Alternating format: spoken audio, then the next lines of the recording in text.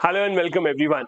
I welcome you all to today's 9 p.m. daily quiz. It is 9 p.m., meaning that it is time for us to again check our knowledge for the day's current affairs. Today I have 10 questions for you in this daily quiz based on the important news stories that have been making the rounds today and yesterday. I hope all of you are ready. Let's begin, and also do tell me in the comment section how much did you score. So first question is on your screen right now. India's net international investment position (NIIP) improved recently due to valuation gains. What does this term mean in macroeconomics? So India's value or India's money that we have in international investment, it increased because of what we call as valuation gains. What does it mean? First, increase in forex reserves due to RBI dollar purchase. So did RBI have more forex? Appreciation in India's foreign asset in rupee terms because of exchange rate changes or asset price gains, reduction in India's external commercial borrowings, or increase in inward FDI inflow. Now, please understand, when you say in valuation gains, what do you mean? Let's take a simple example here. Let's say today you bought 10 shares of a company for 1000 rupees. Now, tomorrow, if the share price increases, the money that you will have will increase automatically, or the money that you have in that company will increase. That is valuation gain. So valuation gain is not really about you buying more or selling anything. No, it is mostly about what you already have, that thing increases in value. This is happening because there is appreciation in India's foreign asset in rupee term because of exchange rate changes. So for example, if India, let's assume we have $700 billion of foreign exchange. If $1 was 80 rupees, then the value of this in rupee terms will be something else. Now, if it becomes 90 rupees, then India's foreign exchange value will increase automatically in terms of INR. This is called valuation gain. Nothing to do with what we have done. It is mostly because of the exchange rate that is changing. This is called as valuation gain. So the answer here is B. Pretty simple, straightforward. Moving on to the second question for today's quiz. The center's new digital portal for interstate power transfers is backed by which constitutional entry, empowering the parliament to legislate on interstate electricity transmission? Is it entry number 24 of the state list? Is it entry number 33 of the union list? Is it entry 52 of the union list? Or is it entry 38 of the state list? Now, it might seem slightly tricky, but this is one of the easiest questions to actually answer. You all know in the 7th schedule of the constitution, we have the three lists. There is a union list, state list, and the concurrent list that divides the lawmaking power between the parliament and the state legislature. The simple idea that you have to remember, anything absolutely which is interstate. Interstate means that involves more than one state. Anything that is interstate will never be in the union list, or will never be in the state list or the concurrent list, because it will always be exclusive power of the union, that is a parliament, to make the law. Anything interstate will always be in the union list only and nothing else. So the answer here has to be B. It is in whichever entry number it is, that doesn't really matter. It is actually in the union list itself. So the answer here has to be B. Moving on to the third question. I hope you got this one right. Third question is this. India's preparation of its updated long-term low emissions development strategy falls under which obligation of the Paris Agreement? So as we have discussed earlier as well, in the Paris Agreement, the countries came up with their own nationally determined contributions. The idea was how much is each country willing to reduce its emission, what target have they made for themselves. This is under which particular article? 6.2 of which talks about carbon credits, 4.19 which talks about long-term strategies, 9.1 that talks about climate finance, or 3 which talks about common commitments. Which of these talks about long-term low emission development strategy? Pretty simple, straightforward. The long-term strategies are here, article number 4.19. We had a question on this earlier as well. As I told you, article 9 is about contribution from the developed countries for developing countries. On the other hand, for long-term strategies, the article that is related to it is article 4. So even if they don't explain in the exam, you should know what these important articles are all about. This is important with respect to any talks about climate change. Moving on to the next question then, question number 4.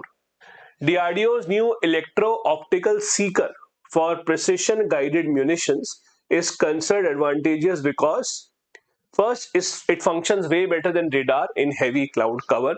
Second, it eliminates the need for inertial navigation systems. Third, it enables passive target tracking without emitting signals, reducing detectability. And fourth, it ensures hypersonic speed regardless of propulsion. That's a technical question. It's something that was in the news. Please remember, radar and cloud cover has nothing to do, or has no connection at all.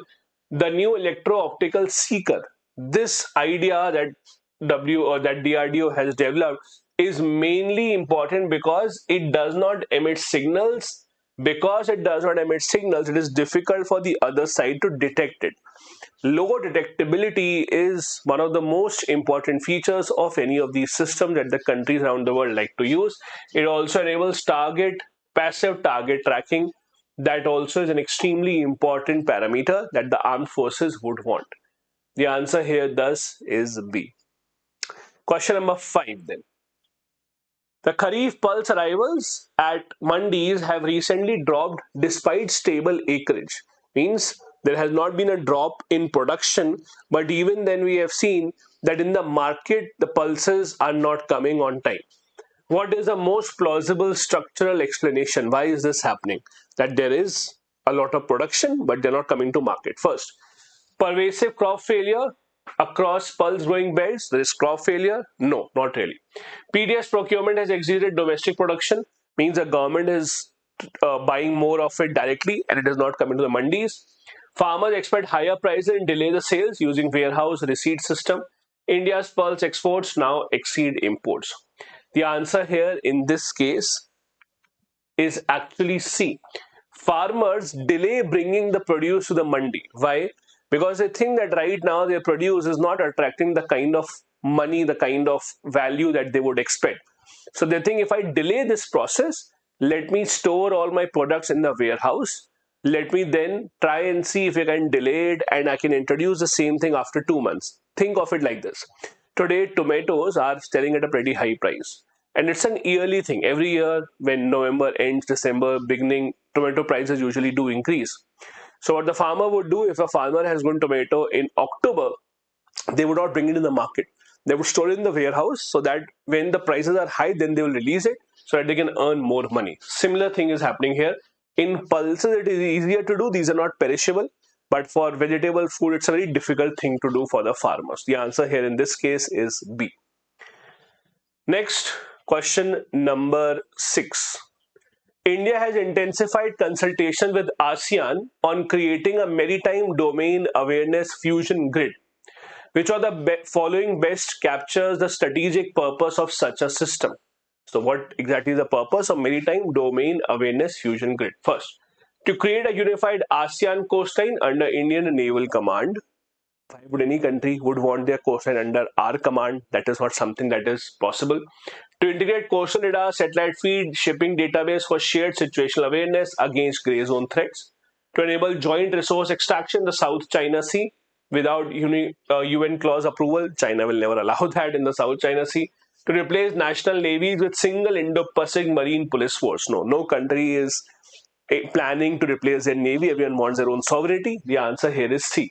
The idea is to integrate all these technology, coastal radar, satellite feed, shipping, etc., so that there can be more of data and technological sharing so that the countries can keep an eye on these dangers together.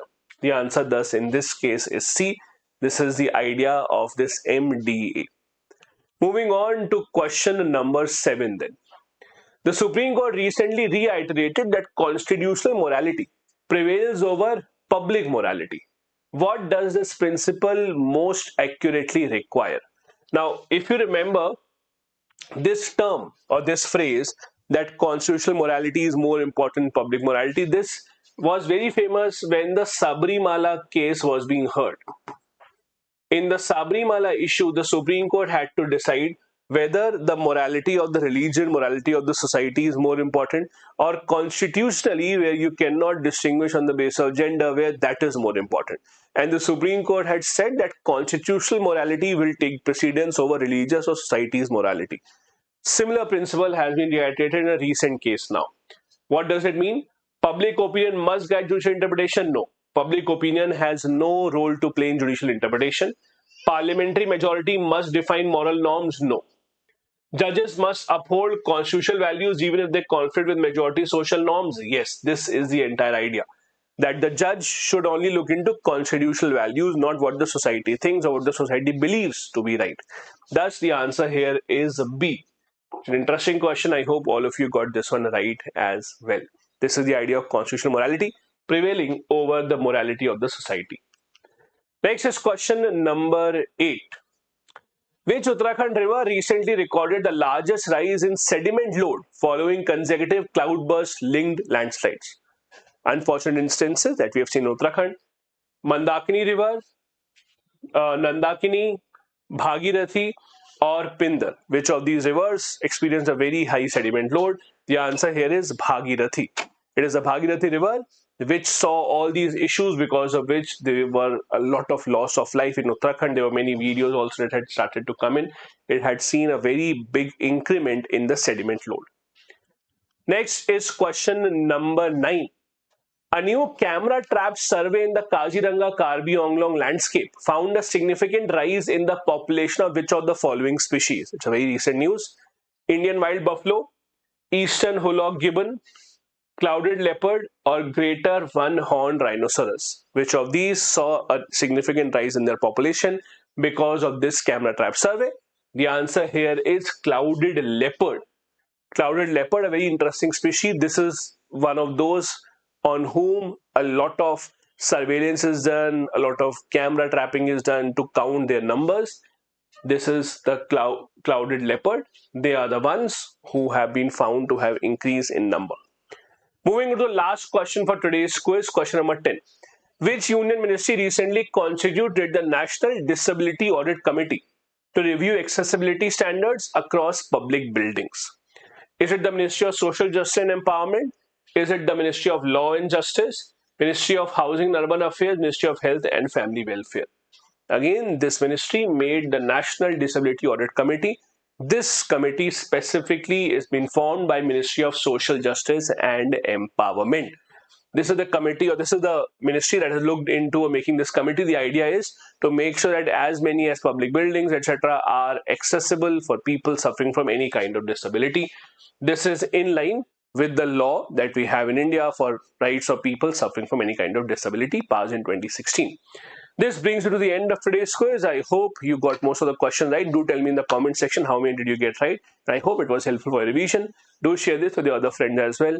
Thank you so much. Bye-bye. Jai Hind.